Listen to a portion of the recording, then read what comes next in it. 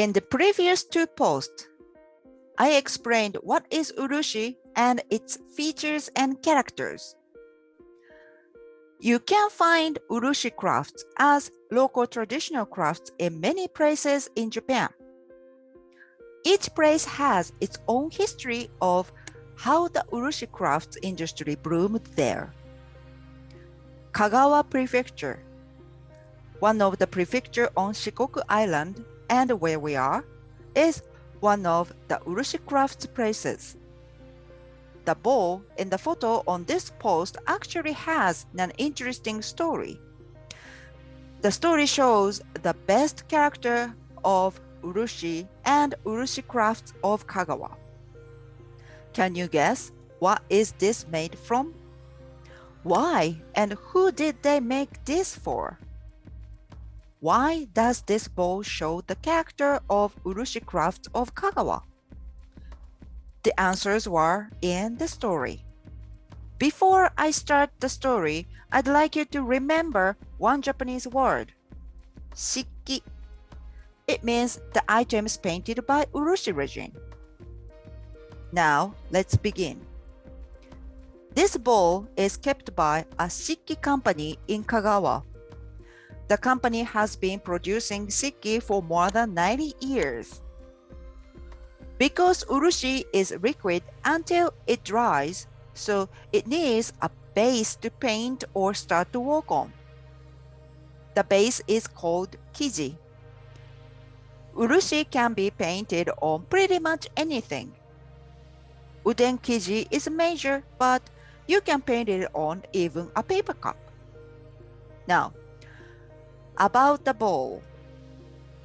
The company was asked to paint urushi on a bunch and varieties of small bamboo-made baskets during the World War II by the Japanese Army. The Army wanted to produce tableware for soldiers. During World War II, Japan suffered from a lack of resources. Bamboo is everywhere, and it grows so much faster than trees. If they create bowls by weaving bamboo strips, they can produce light bowls a lot and faster. But if it were just woven bamboo, these were simply a bunch of baskets that liquid won't hold. By painting the basket with urushi, these became perfect bowls for soldiers.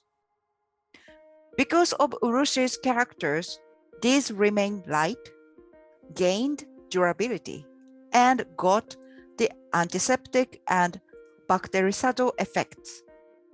Also, it is heat insulating that soldiers could hold the bowl even if the hot soup was in it. The Sikh company has kept this as one of its corporate histories, but it also proves one of the characters of urushi crafts in Kagawa. The CEO of the company told me that she could see how the craftsmen back then were rushed to produce this by looking at how roughly the urushi was painted. I find it is quite an interesting thing to be able to tell so many things from one bowl of shiki.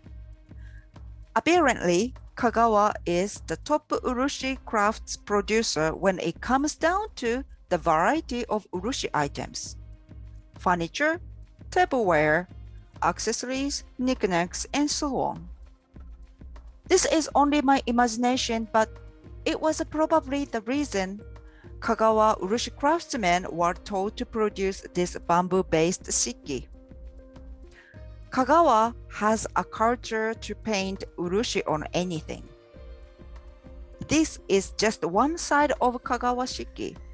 We hope we will have an opportunity to introduce you to the more technical and beautiful side of the traditional craft someday. That's all for the day. I'm Satoko, the head curator of Kore Shikoku Japan. If you like teeny bits of information at a time about Japanese crafts and materials, follow us on the social media of your choice. We are on Instagram, Facebook, LinkedIn, Twitter, and YouTube. Thank you for listening.